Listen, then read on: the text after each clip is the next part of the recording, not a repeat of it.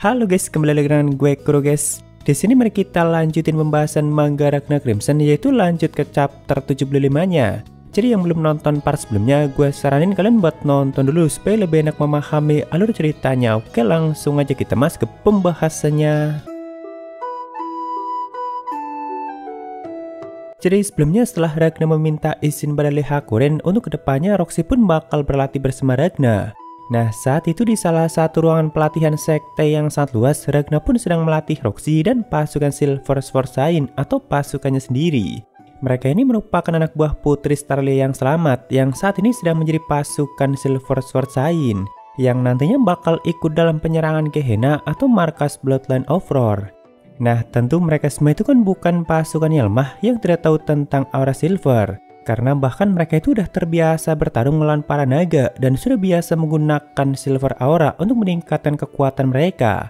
Tapi ada beberapa teknik yang masih belum mereka kuasai, dan di sini Ragna itu berniat mengajarkannya pada mereka, yaitu terutama human aura. Walaupun ya tentu mereka itu sudah pernah mendengar dan sudah lumayan paham apa itu human aura. Tapi kan mereka itu belum bisa dan belum tahu cara menggunakannya dengan benar. Makanya di sini Ragna pun berniat mengajarkan dasar-dasarnya dulu. Seperti mencoba menggerakkan tubuh mereka hanya dengan human aura. Awalnya di sini Ragna itu sengaja memunculkan dan menunjukkan human aura yang bisa dia bentuk dengan sesuka hati. Lalu setelah itu Ragna coba menggerakkan tangannya hanya dengan human aura.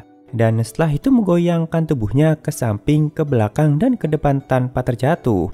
Jadi sama sekali nggak menggunakan otot, dan itu murni digerakkan dengan human aura yang mengalir di tubuhnya. Nah, jika mereka sudah mampu melakukan itu, kan tentu gerakan ataupun tebasan mereka bakal menjadi semakin kuat. Refleks dan kecepatan mereka juga tentunya bakal semakin meningkat. Karena nggak hanya mengandalkan otot mereka aja, melainkan dibantu dan diperkuat menggunakan human aura. Bahkan di sini Ragna mencontohkan kalau human aura itu juga bisa digunakan untuk terbang dan melesat ke sana kemari. Ya pokoknya kalau mereka sudah bisa menyatu dan menganggap tubuh mereka seperti segumpal aura, maka untuk bisa terbang dan melayang itu merupakan hal yang sangat mudah. Dan tentunya masih ada banyak hal lagi yang bisa mereka lakukan setelah bisa mengendalikan human aura mereka dengan sangat baik. Tapi tentu untuk bisa mencapai tahapan seperti itu mereka harus melalui latihan dasar-dasarnya lebih dulu. Seperti berjalan lancar hanya dengan human aura dan tanpa menggunakan otot. Lalu berlari sambil mengayunkan pedang, dan setelah itu coba gunakan keduanya, yaitu gabungan antara human aura dan otot-otot mereka.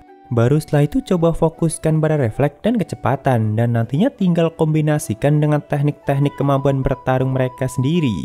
Nah, dalam titik itu mereka harusnya sudah bisa terbang dan melayang dengan sangat natural. Dulunya Ragna sendiri butuh waktu 10 tahunan untuk bisa sampai ke titik itu. Tapi kalau untuk mereka, Ragna yakin hanya butuh waktu berbulan-bulan saja. Karena mereka ini memang merupakan pasukan yang berbakat yang dipilih sendiri oleh Putri Starlia.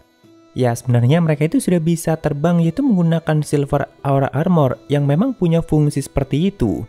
Tapi kan itu juga butuh bantuan kekuatan dari Starlia, dan tentu kemampuan terbang mereka itu juga sangat terbatas.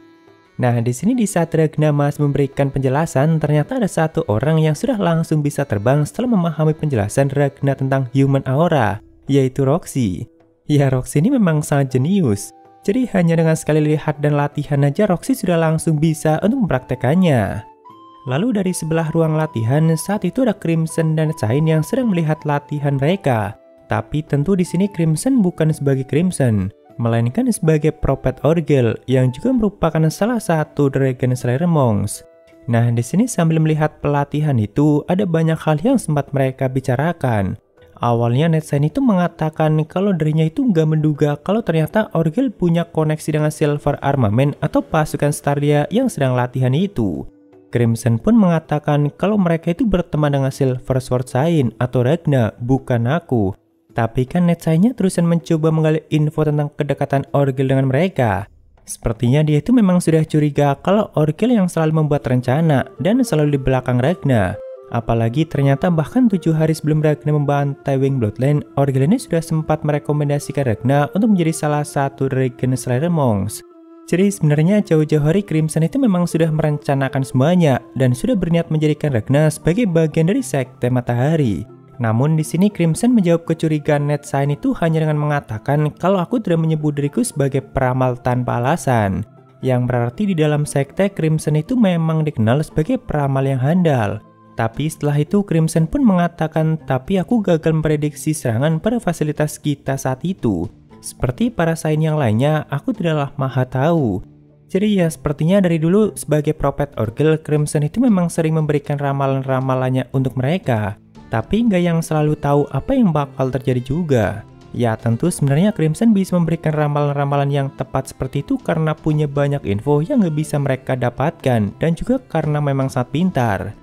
Nah serangan yang dilakukan pihak naga itu kan sampai menghancurkan 40% fasilitas yang digunakan untuk memproduksi klon milik sekte. Jadi kemungkinan bakal butuh waktu 1 tahunan untuk bisa kembali pulih. Makanya di sini NetSaint pun sampai berpikir apakah kita harus menunda dulu penyerangan terhadap Gehenna. Tapi Crimson malah mengatakan, aku ingin kau mempertimbangkan kemungkinan kalau Bloodline of Roar bisa menyerang kota Amen dalam waktu 6 bulan ke depan. Awalnya di sini NetSaint itu cukup ragu dengan perkataan Orgel dan terusan bertanya untuk alasan apa mereka sampai melakukan itu. Padahal kan mereka itu punya keunggulan sendiri jika pertarungannya melawan sekte terjadi di markas mereka yaitu Gehenna. Cuma Orgel langsung mengatakan, bukankah kau tidak boleh menanyakan dasar dari ramalanku dan itu sudah jadi perjanjian kita. Walaupun ya sebenarnya NetSaint itu nggak pernah setuju akan hal itu. Cuma Crimson aja yang nggak pernah mau mengatakannya dan nggak mungkin juga dia menjelaskan semuanya. Nah tapi di sini ada satu hal lagi yang dia katakan dan ini masih disensor di manganya cuy. Jadi kita belum tahu apa yang Crimson katakan pada NetSaint itu. Cuma setelah mendengar itu, ekspresi NetSaint itu langsung berubah dan mengatakan, jadi itu topik utama untuk hari ini, hah? Dasar bajingan gila, kuharap kau terbakar saja di neraka. Lalu setelah basa-basi bentar, Crimson pun langsung bertanya, jadi apakah bisa aku anggap kau menerima permintaanku? Dan NetSaint pun menjawab, anggap saja sudah selesai. Oh iya, dan satu hal lagi, kapan Putri Silverlit akan kembali atau Starlia yang dia maksud? Di sini Crimson pun langsung pura-pura nggak tahu apapun dan malah balik bertanya, bukankah dia sudah tiada? Tapi sepertinya NetSaint itu memang sudah menyelidiki gimana hubungan Orgel dengan Starlia dan Silver Armament. Dan dia itu sangat yakin kalau Starlia masih hidup. Tapi Orgel berusaha untuk menyembunyikan keberadaannya saat ini. Jadi di sini sebelum pergi dia pun tetap mengatakan, kau tahu kalau aku sangat menyukainya. Jadi kapan dia akan kembali? Lalu Orgel pun menjawabnya dengan mengatakan, aku setuju kalau dia sangat berbakat. Tapi kurasa aku tidak memiliki jawaban yang kau cari. Dan setelah itu mereka pun kembali berpisah. Nah di sini ada satu panel yang memperlihatkan Starlia yang masih terbaring di ruang perawatan. Sedangkan di sampingnya ada pecahan Silver Comet. Nah lalu kembali ke tempat latihan Ragna, di mana saat itu Ragna sedang beritahu Isaac kalau kami sudah berhasil membuat sekte memaafkan para mage yang sebelumnya membelot. Bahkan saat ini Ragna sedang berusaha mencari mereka dengan otoritasnya sebagai salah satu Dragon Slayer Monks. Jadi para mage yang dimaksud itu orang-orang ini yang juga merupakan bagian dari pasukan Putri Starlia. Nah sebelumnya mereka ini kan nggak ikut bertempur melawan Wing Bloodline, melainkan bakal melarikan diri bersama para pengungsi ke wilayah sekte Matahari. Karena tugas dan tujuan awal mereka kan memang seperti itu, yaitu menggunakan formasi sihir teleportasi yang sudah mereka buat. Tapi kan ternyata nggak ada satupun dari mereka yang sampai di wilayah sekte Matahari dan malah menghilang entah kemana. Makanya mereka itu sampai dianggap sebagai pembelot, dan saat ini Ragna dengan otoritasnya sedang berusaha untuk mencari mereka. Padahal ya ada banyak hal yang pengen Isaac beritahu dan ceritakan pada mereka, terutama tentang Shifu dan kondisi sang putri saat ini. Lalu di panel berikutnya, di sini diperlihatkan tentang Ragna yang juga sudah berusaha mencari keberadaan Leo. Karena sebelumnya Crimson itu sempat memberikan info tentang Leo, yang mana Leo terakhir kali terlihat itu di pelabuhan Neprehan. Tapi sepertinya Crimson mendapatkan dan memberikan info itu sebelum mendatangi Gilzea. Jadi Crimson belum mengatakan apapun tentang Leo yang saat ini sudah menjadi murid Gilzea. Jadi ya setelah pergi ke pelabuhan Neprehan dan bertanya ke sana kemari, Ragna sendiri belum mendapatkan info lebih tentang di mana Leo saat ini dan masih hidup atau tidak. Walaupun tentu dalam hati Ragna itu selalu yakin kalau saat ini Leo masih hidup dan harus tetap hidup. Lalu kembali lagi ke ruang pelatihan, saat itu Ragna pun sampai meminta Chimera untuk membantu dalam pencarian para mage. Awalnya ya tentu seperti biasa Chimera itu nggak langsung menuruti permintaan Ragna. Karena katanya Chimera juga selalu sibuk dan punya misi rahasia sendiri yang diberikan oleh Crimson. Tapi Ragna langsung bisa menebak kalau salah satu kesibukan Chimera itu adalah menggosok punggung Crimson di saat mandi. Makanya di sini Ragna pun langsung mengatakan kalau untuk itu kau jangan khawatir. Aku yang akan menggantikanmu menggosok punggungnya di saat mandi. Dan dengan sikap sombongnya Chimera pun akhirnya mau menuruti permintaan Ragna itu. Karena kata Chimera itu hal yang sangat mudah untuk bisa menemukan info tentang para maga itu. Lalu di akhir panel kita diperlihatkan Roxy yang bahkan saat itu sudah bisa terbang ke sana kemari dengan mudahnya. Dan kita lanjutkan di chapter selanjutnya guys. Jadi mungkin segitu aja untuk pembahasan kali ini. Dan jika ada kesalahan gue minta maaf atau kalian bisa koreksi aja di bawah. Thank you, nah hampir sampai ketemu di video lainnya. Salam kuro guys.